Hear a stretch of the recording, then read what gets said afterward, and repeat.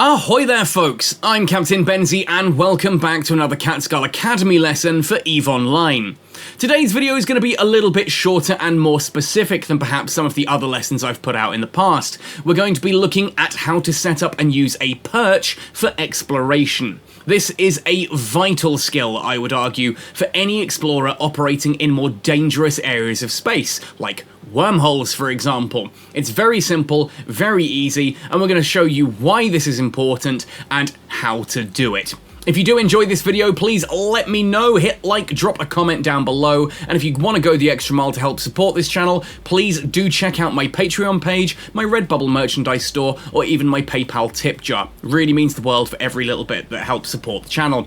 Finally, if you are relatively new to EVE Online, I have a link down in the description down below that can earn you 1 million free skill points if you're new to the game, and of course, come join the Catskull Community Discord. Brilliant way to find other players for EVE Online, and consider even joining the Catskull Cartel Corporation in-game.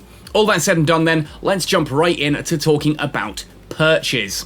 The concept of a perch in EVE Online for exploration is really straightforward and kind of can be summed up by imagining, if you will, the kingfisher bird. It's a bird that sits on the branch of a tree above a river, looks for its prey, drops off the branch into the water down below, catches the fish, and then returns up to its perch if it misses or if it wants to go back for seconds. That's kind of the concept we're looking at here. So what you're watching on screen is me hacking a forgotten relic site, or unsecured data site I think it was actually.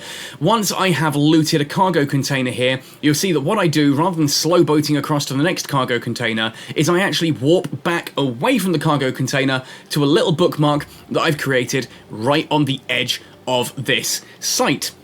This means if someone does jump in on me, I can just warp out straight to that. It means whilst going between boxes, I'm completely safe. I'm already in warp, I'm well away from the box. I can then turn around, pick the next box, warp up to it, lock onto it, and keep scanning. That distance makes the mad amount of difference when you are hacking, because it means that you're not just slowly drifting between the different boxes in a site, which is the easiest way to lose your ship to something like an Astero that could be sitting cloaked on site next to you, waiting for you to finish a container, then it's going to grab you as you start to move towards the next one. Here you can see, if you're a little bit faster than I am, you're immediately warping out to that perch. Boom, you're at a nice safe point. You can even just cloak up at this point and people now can't scan you because you're going to be out of their lock range, and if you're cloaked up, they can't combat scan you either. You then just turn around and you jump back in. Beautifully simple, really straightforward, and helps keep your ship much safer whilst running this kind of content. And it's well worth running this kind of content right now because these unsecured and forgotten sites also contain all of the really cool, new, exciting stuff for Zarzak. So, how do you set up one of these? Setting up a perch is actually really simple. It just takes a little bit of practice to get into the hang of the timing of it.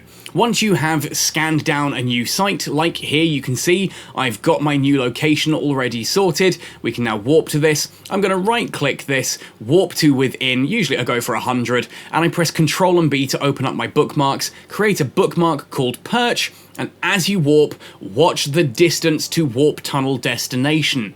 Once this is about to hit around 1,000 kilometers, click submit, boom. That will have dropped a little bookmark right off the side of the grid. I like to check this whilst I'm still cloaked, so I turn around, I warp to it, and you'll know the perch has worked if it still gives the site name as part of the warp to experience. So you saw there that when I went to warp to the site, it gives me the name of the site, which means I'm still on grid with it, I'm warping to that. Once you're there, you can see we're over 150 kilometers away, therefore I can just warp straight to the databank that I want to go to. When I'm done hacking that container, I can warp straight back to that perch. It is really that simple.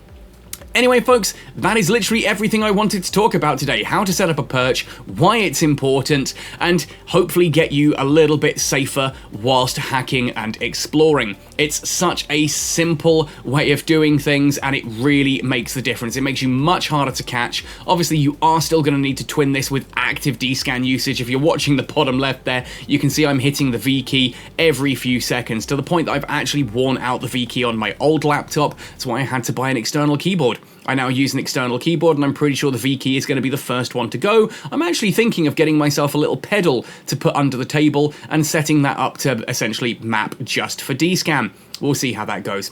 Anyway, folks, that's all for today. Let me know your thoughts and opinions in the comment section down below. Otherwise, happy sailing, and see you in New Eden!